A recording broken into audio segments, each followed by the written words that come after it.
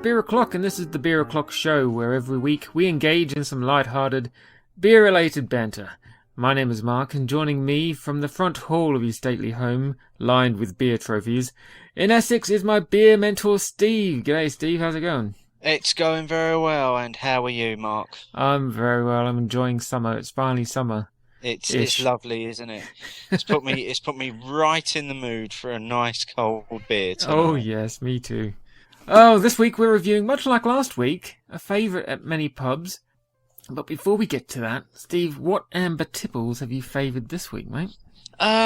Just a couple this week. Our avid listeners will remember me speaking so fondly of a new beer that appeared on the shelves last week. It was branded up as an American craft beer, Yeah. and a lovely black and white label with the name Yardbird, but yet on closer inspection, it was from our favourite brewery in Suffolk, who we no longer mention. I thought I'd give that a try and see if it was going to be as bad as I thought it was, and with no preconceptions whatsoever, it was awful. It literally was the least craft-like beer I've ever tasted. It was just like, as I imagined, a rehashed version of their standard IPA. I would suggest, if you are tempted to pick the Yardbird off the shelf, put it down, take yourself to the nearest corner, have a very serious word with yourself, return to the shelves and buy something else. Do not waste your money on this clear cash-in on the craft brewing scene. Yeah, buy something that wasn't brewed in Bury St Edmunds, basically. Yeah, pretty much. Just to narrow it down a little bit further for people who don't know. Yes. But moving on. Yeah. Yeah, so I tried that, and then at the weekend we visited some friends who live up Nottingham Way, and I was introduced to a new brewery by the name of the Blue Monkey Brewery, who are from up that way, who's they've got a few beers. If you can have a look on their website, and they've got a few different beers, but the one that I was sampling at the weekend went by the name of BG Sips, and it was basically a very light golden ale off the cask, really smooth as you like, citrusy, zesty, really refreshing. And obviously the sun was out at the weekend, so it was quite nice sat out in the sun drinking this really smooth, refreshing pint. Great little brewery. That they don't do mail order yet, but you can get this BG Sips in bottles, and I would suggest, if you're in the Nottingham area, and you see BG Sips on a tap, give it a go, because it's an amazing beer. I tapped it in on Untapped with 5 stars. Wow. So proper good beer. But that was it. That was really just quite literally those 2 beers all weekend. What about yourself? I only had one beer, actually, and that's... My wife and I went to Belgo's in Covent Garden on Saturday, because we're out doing the whole shopping thing. And people who don't know Belgo's, it's basically a Belgian beer bar, where they also do like awesome burgers, the whole thing, and schnapps and all this. But they have, on the tables, they have like a beer Bible. You can flick through the European beers they have on what am I trying to say? Offer. On offer, yeah. So they've got Abbey beers, they've got wheat beers, they've got ruby ales. You know, they've got a wide variety of beers from throughout Europe. And the one I got, which is from the Brouwers de Block, is Satan Gold, which I did order just because of the name. The lady came to take our order. I hadn't made up my mind. I flicked through the Bible really quickly and saw a beer called Satan that didn't look too heavy. And yeah, so I got that one. And it was really quite nice. It had, we've spoken before about the European malty taste. So it had that really slightly, but otherwise it was a nice, slightly heavy gold ale. And I think you would like it.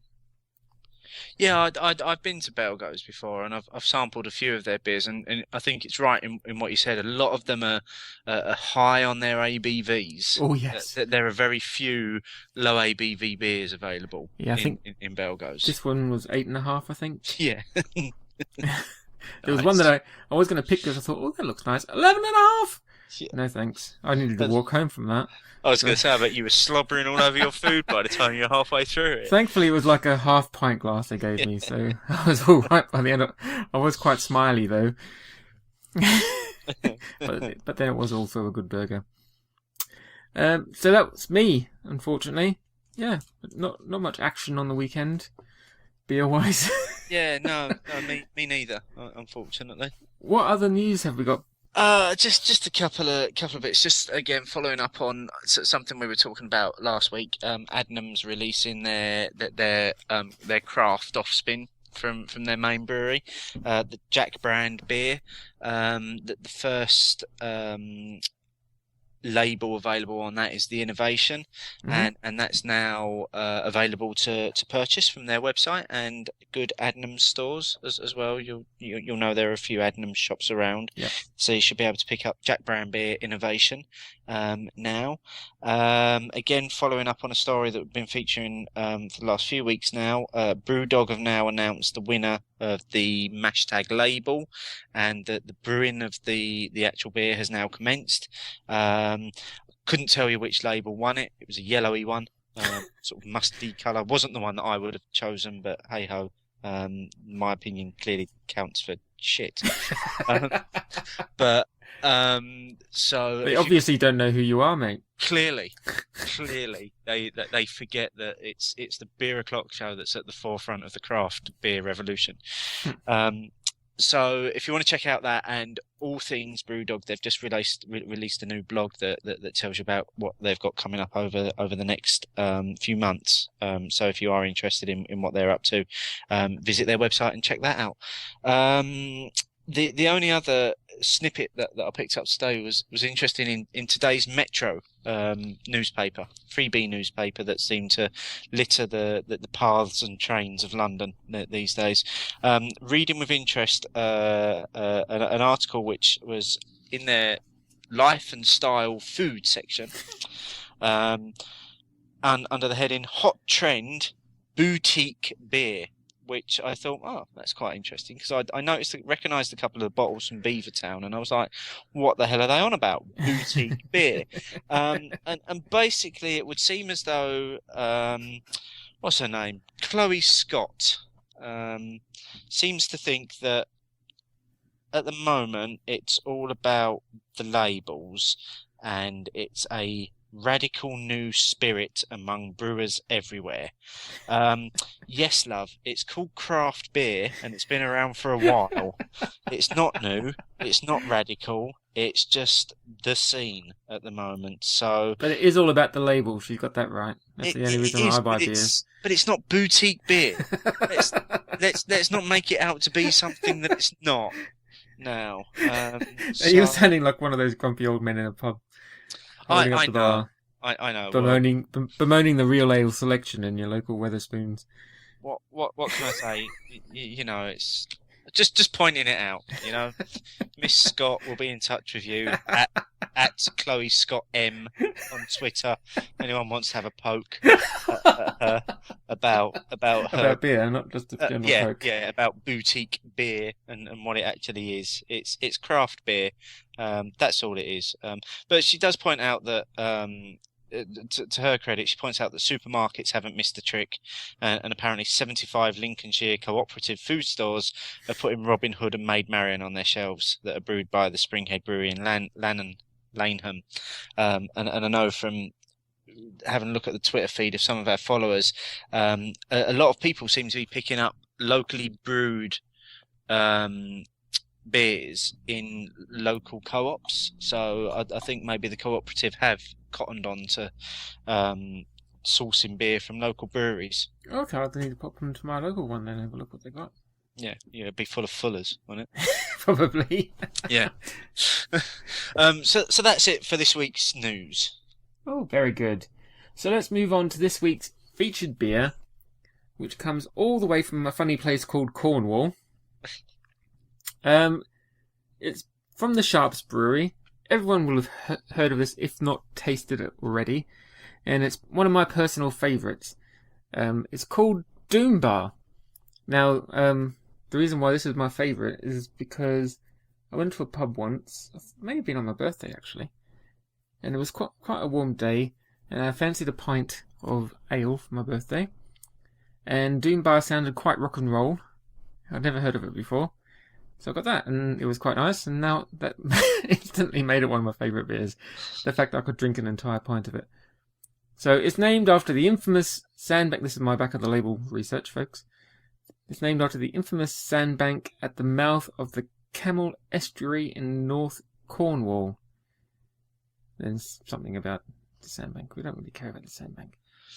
So this has won quite a few awards. It's got some bronze awards in international beer contests.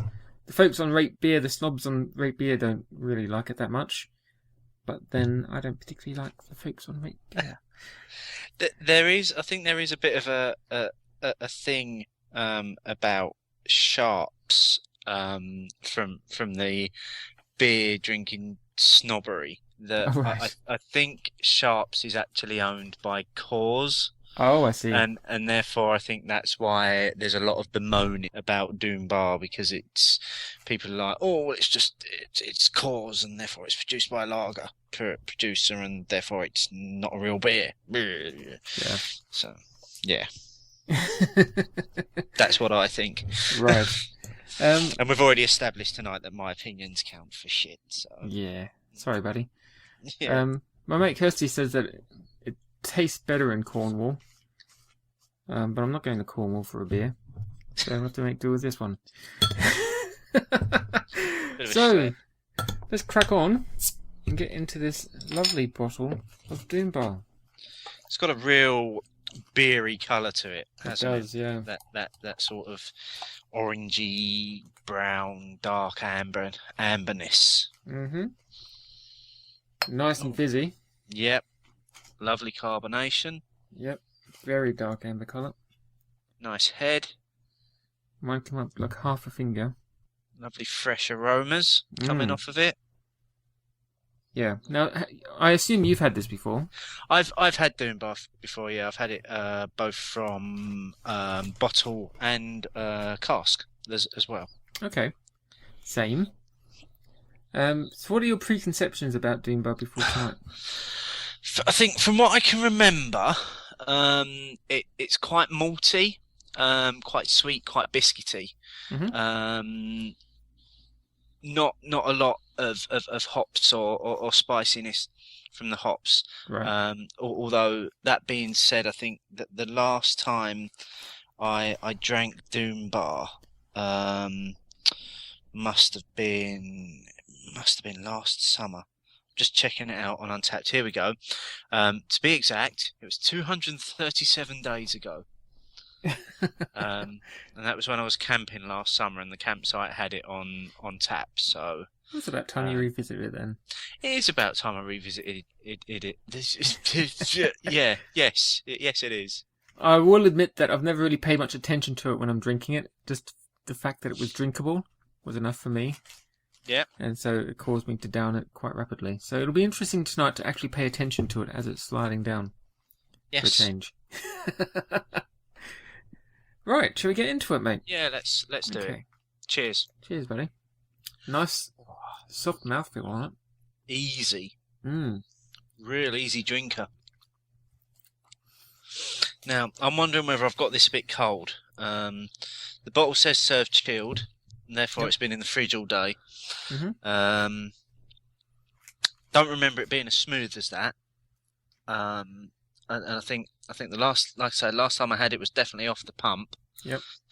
And I think there's a definite difference in the flavours between the cask version and the bottled version. Yeah, I've had mine out of the fridge for about half an hour. So it's warmed up a little bit, but it's still quite cool. Yeah, like you're saying, there's not a huge amount of hops there. There's kind of like a second wave of malt, I found. It's very malty. Yeah, the maltiness for me came in a second wave, so it came over very easy, with just a very slight hoppiness to it. And then, once it settled, then I got a burst of malt in my mouth, if you get what I mean. Yeah, like a burst of flavour, basically. Smells like a Twix. I don't get that. Do you know? I get this. Yeah, I get the sort of aroma that I get from a Twix. That's what it's making me think of. Twix bar. There is a slight biscuitness to it. That's just really smooth. That's really easy. That day like today, where the sun's been shining, you could sit in a beer garden and you could drink that all afternoon. Yeah. You could quite literally drink that until the cows came home. Mm-hmm. I love how easy it goes over, and then when you've finished gulping it, then you get a wave of flavour coming back on you. Yeah. And it's not the wind, the gas coming up. No, despite the carbonation in it, it's not a gassy beer. No. So, like if you remember back to last week when we did the Timothy Taylors, that was quite gassy. Mm-hmm. I found, and I don't know whether chilling a beer reduces the gassiness, it reduces the carbonation, or whether it increases it. I don't know. It was almost a rhetorical question. It was amusing. But if you consider how carbonated that Cooper's Red is that I've given you before, yeah, and you serve that cold, well, you can if you want to. I do, and that's fizzy as hell. Yeah. So, what have we got here? Again, back of the bottle research. It's an exceptional beer. Well, they would say that, wouldn't they? With a fine balance of spicy, resinous hops, inviting sweet malt and delicate roasted notes. Just like the namesake, the beer is firmly part of Cornish legend. I don't know what much else is to say about this beer. I'm going to try and get some more flavour from it. Again, just while we're sampling this, just jump back into something else that I probably should have mentioned at the beginning. We got some really nice feedback around last week's show. Oh, okay. From Timothy Taylors themselves, who desperately trying to find the comment on Twitter, who came back to us and said, firstly, they were looking forward to listening to the show, and they were getting their pipe and slippers out in anticipation. And then a few days after, they came back and said, really appreciate the review. Thank you. We hope your listeners enjoyed the beer as much as we enjoy brewing it. Which I thought was really nice of them, actually, to have taken the time to have listened to the show and to have fed back as well. So thanks to Timothy Taylors for taking that time to feed back to us on our little venture here. Yes, thank you, Mr. Taylor and Co. Okay, that's appreciated. We don't often get feedback from the brewers. No, it's... Other than saying, we're not going to send you free beer, you can buy it in the shops. Yeah. I've stopped asking now. Okay, I'm getting the maltiness straight away now, so maybe it's warming up in the glass a little bit more. And actually, just while we're on, almost live here, breaking news. This is a first. A beer that I think you and I are very excited about getting our hands on. Iron Maiden's beer, Trooper. Yeah. They've just tweeted that it's about to go into the road tanker and will be leaving the brewery in a few hours. Oh, my goodness. The beer countdown has well and truly begun. So look out for that one, folks, because in a few weeks' time, when that hits the shelves, we will be reviewing Iron Maiden's Trooper beer, which is quite an exciting moment, I feel. And please don't let it taste like piss. Yes, that would be awful, wouldn't it? That would just be terrible. But when that's the kind of thing you expect to happen when a band releases their own beer, though, don't you? Yeah. It's like the Kiss aftershave. You can get. You too can smell like Gene Simmons. Brilliant. Do you really want to? It's the one thing that worries me about it. I don't know if it worries me. It's been brewed by Robinson's Brewery. Not Robinson's, the people that make Ribena. They don't make Ribena, do they? they do squash. Um, and the last kind of celebrity beer that Robinson's put out was one for Elbow. And it was called Build a Rocket Boys. So it linked into the release, I think, of Elbow's last album. And it wasn't a great beer. And that's what worries me. But by all accounts, Bruce Dickinson's been involved in the brewing of this, hasn't he? And he knows a little bit about his real ales. Yeah, Dickinson, the singer. Yeah, he's been involved. Yeah. For I suppose for listeners that don't know, Mark and I are both fans of Iron Maiden and most things heavy metal. Yep. So we've kind of been following the progress of this Trooper beer since it was announced it was coming out. Hence why we're so excited and we know so much about what's gone into it. Yeah. Yeah, allegedly Dickinson knows his ales. Now, he also has a history of talking up stuff that he's involved in, even when it turns out to be really crap. But, you know, he's a rock star, that's the thing he does. Brilliant. So, it'll be I'm really looking forward to tasting it.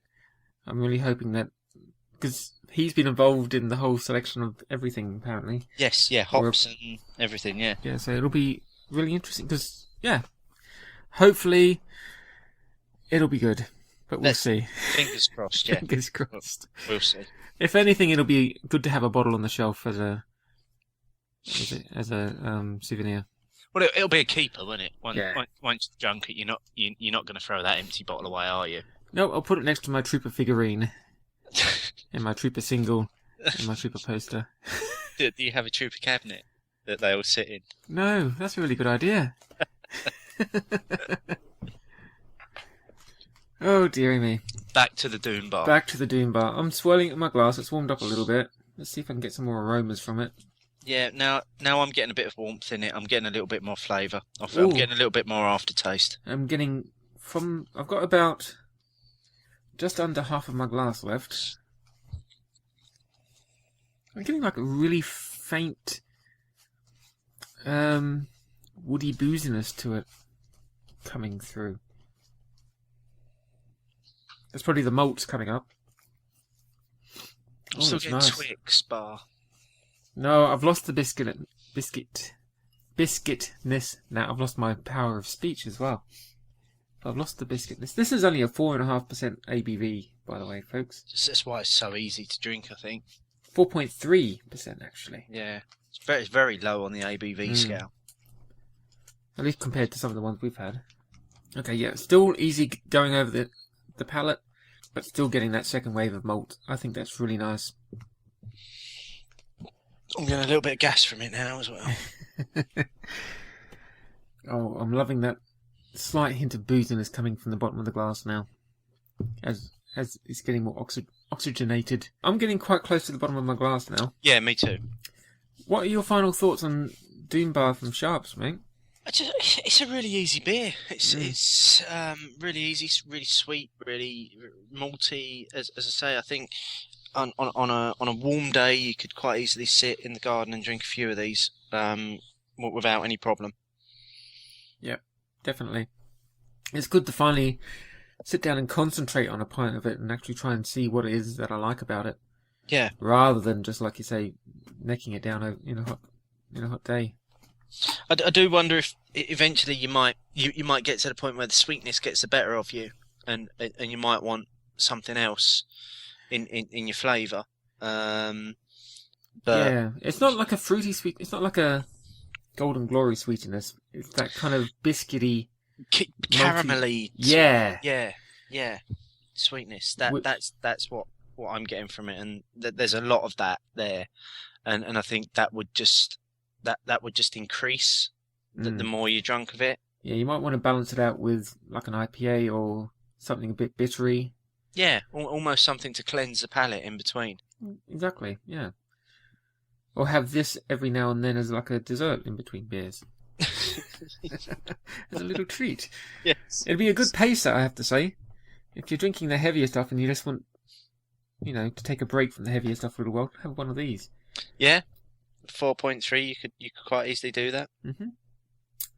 For all you professional drinkers out there, that's my recommendation. So how would you rate this out of 5 bottle caps, man? I think I've just checked this one in this week, and previously I've rated it as a 4. I don't think I'd deviate from that rating. It's easily a 4. It's one of the better, I suppose. You've got to class this as one of the commercially produced ales that's available. Yep. But it's one of the better ones. If you were to, I suppose, do a direct comparison against some of the stuff that we've done this season, if you was to compare this to Nuki Brown, for instance, it's a better beer than Nuki Brown. There you have it, folks. Yeah. Personally, I think that if it's regularly available in Waitrose, then you can pretty much consider it a more mainstream beer. I got mine from Morrison's, so that that sums it up. Yeah. I would agree with you on all the points you just said, including the rating. It is one of my favourite beers, but that is more about its drinkability and its accessibility. We spoke about accessibility last week with Landlord. This is a very accessible beer. It's not as good as some of the beers, well, a few of the beers we've had, but then we're talking about like the really standout performers, like the Raven Black IPA and things like that. So I think 4 out of 5. It's at that end of the market. No, Yeah. I think for your 4 out of 5. Yeah. for a quote unquote standard bitter, this is a good choice, I think, and a good beer. So there you go. I'm going to finish this off now. There you have it. Yeah. Next week's episode is going to be a bit of a special one. It is. We'll give a shout out about next week's episode now. Give people a little bit of warning. Steve, do you want to give us some more details, buddy? Yes, we are venturing back into European territory next week for the second time this season. We're gonna do Duvel, which again is quite widely available, but it's a European beer. I think it's another Belgian beer. Weighs in over 8%, so might be interesting to see where you end up next week. But we've actually got a guest reviewer joining us next week. Guy by the name of NateDog27 on Twitter, at NateDog27. That's his actual name as well. Yeah, that's his real name. He's from up. I think he's from up Norwich way. Big into his beers. Been chatting to him on Twitter, and he's got something like 740 odd individual unique check-ins on Untapped, which is pretty much amazing. But just got chatting to him, and he said he'd be interested to come on the show. So next week will be our first guest reviewer. Yay. Live on the show, and the three of us will be drinking Duvel, chatting about it, and chatting about what we've been getting up to beer-wise. And I'm sure Nate Dog will be schooling us both. I'm sure he will. I'm sure he will. Goes without saying, again, probably because of where he lives, massive Adnams fan. So it could be an Adnams love fest next week. Somehow we'll probably try and squeeze that into the fact that we're reviewing Duvel and then spend the whole time talking about Adnams. I expect nothing less. Yes. But, right. So yes, big special next week. Yeah. You can find us, guys, on the web at beeroclockshow.co.uk. You can find us on Twitter at beeroclockshow. And you can find us at Facebook, facebook.com/beeroclockshow. Send us your opinions, feedback on this episode. Rate us on iTunes. You can find us on iTunes. Just do a search for Beer O'Clock Show. Go to the website and you can get the link then to our Stitcher as well. If you're listening to this on Stitcher, give us a little thumbs up. It really helps with our rating, and we really do appreciate your support. Stick around after the end music for Number One Fan as usual. If you want to have your own little bit added to the end of the show, whether you're a home brewer or just a beer lover who fancies doing his own little recording, record it on your phone. However, email it to beeroclockshow@gmail.com, and we'll feature it at the end alongside Number One Fan Anthony Statham. Right. Might even push that Number One Fan out. We might have a Number Two fan slot. You never know. Who knows? The rate Ant's going, he's going to be falling over with liver failure soon enough. He's drinking himself into an early grave. Good on you, Ant, buddy. You're a champion. All right. Until next week, mate. Thanks Yes, again. look to it. Cheers. Bye-bye. Take care. Bye bye.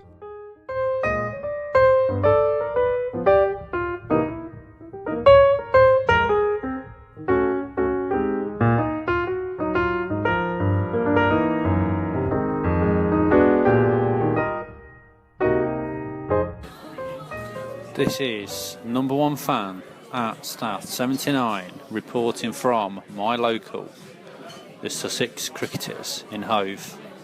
1 minute 30 from door to bar. 1 minute 30. How about that? Lovely. A fine range of real ales at a reasonable price. No wonder I come here. Not just the proximity, but the cost. Tonight, I am reporting on the brew known as the Foxy Blonde. What a lovely ale. Had a couple now, relaxed, enjoying it, nice atmosphere. Had a look at the menu, didn't fancy it. Had some meatballs earlier. But this ale is lovely. It's hoppy, light in colour, and it really is a hop-tastic experience, straight out of the hop drawer. What more can I say about this beer? Easy to drink. I've got nothing bad to say. I want to have something bad to say, but I've not. It's just really nice.